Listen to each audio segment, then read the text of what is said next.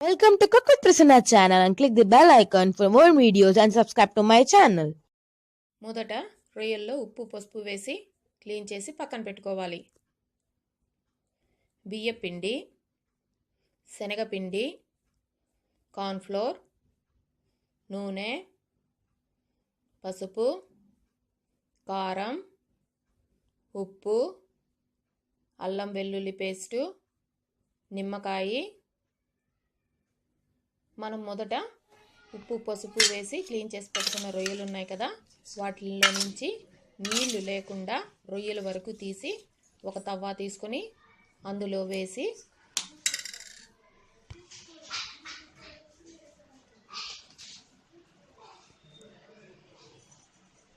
తర్వాత వాటికి సరిపడా ఉప్పు పసుపు వేసి బాగా కలిపి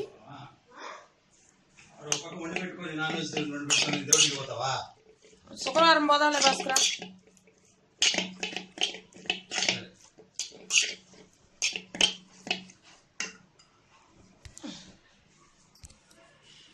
స్టవ్ వెలిగించి స్టవ్ మీద పెట్టి సిమ్లో నెమ్మదిగా ఉడికించుకోవాలి.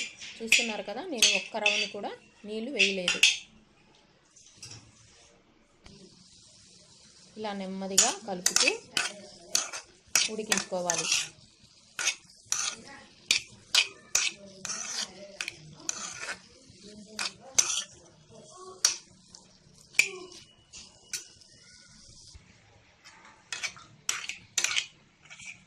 ఇప్పుడు బాగా ఉడికాయి.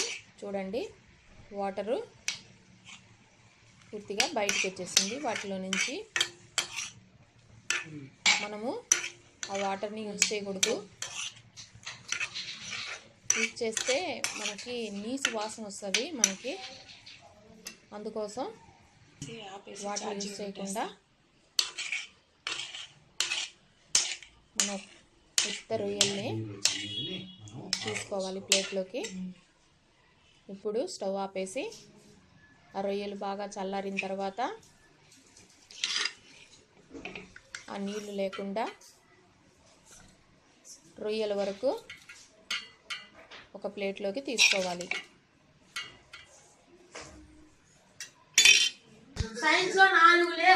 ఇలా రొయ్యలు ప్లేట్లోకి తీసుకున్నాం కదా, నీళ్ళు మటుకు తీసుకోలేదు. ఇప్పుడు ఆ రొయ్యల్లో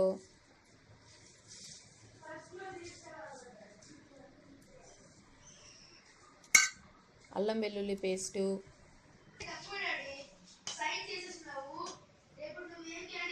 కారం, వస్తున్నానయ్య, కొంచెం పసుపు.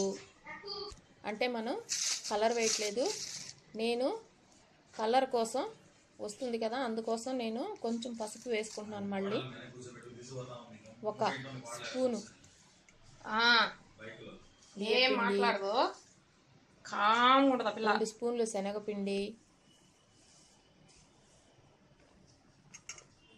ఒక 2 స్పూన్లు కార్న్ ఫ్లోర్,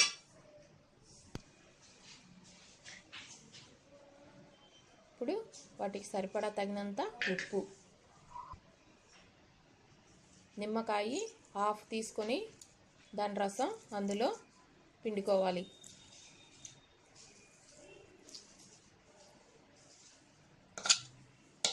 అవన్నీ బాగా కలిసేటట్లు బాగా కలుపుకోండి. నీళ్లు దయచేసి వేయకండి. ఇలా బాగా కలుపుకున్న తర్వాత స్టవ్ వెలిగించి తవా పెట్టి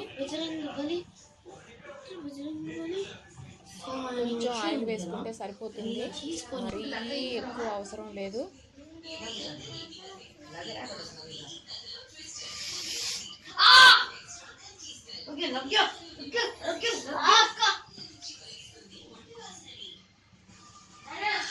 ఆయిల్ వేడెక్కాక అందులో ఒక్కొక్కటి తీసి విడివిడిగా వేసుకోండి. అలా పేలుతాయి, మనం కొద్దిగా దూరం నుంచి వేసుకుంటే బాగుంటుంది. ఇలా చూడండి, విడివిడిగా వేసుకున్నాం కదా, ఇలా నెమ్మదిగా కలుపుతూ గోల్డెన్ బ్రౌన్ కలర్ వచ్చేంత వరకు వేయించుకోవాలి. తీసుకో తొందరగా. గోల్డెన్ బ్రౌన్ కలర్ వచ్చింది కదా, ఇప్పుడు ఇటు చూపి ఏం కాదు ఇటు చూపి.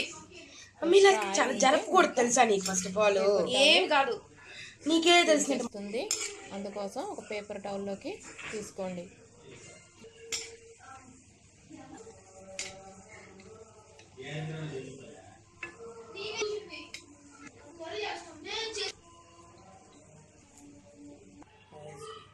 ఇలా రొయ్యలన్నీ తీసేసుకున్న తర్వాత పచ్చిమిరపకాయలు తీసుకొని అదే ఆయిల్లో వేసుకొని ఇలా లైట్గా ఫ్రై చేసుకోండి.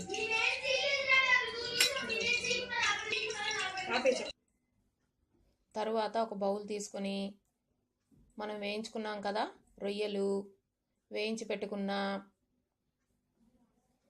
పచ్చిమిరపకాయలు, నిమ్మకాయ ముక్క పెట్టి సర్వ్ చేసుకుంటే, కొత్తిమీర పైన చల్లి సర్వ్ చేసుకుంటే చాలా బాగుంటుంది.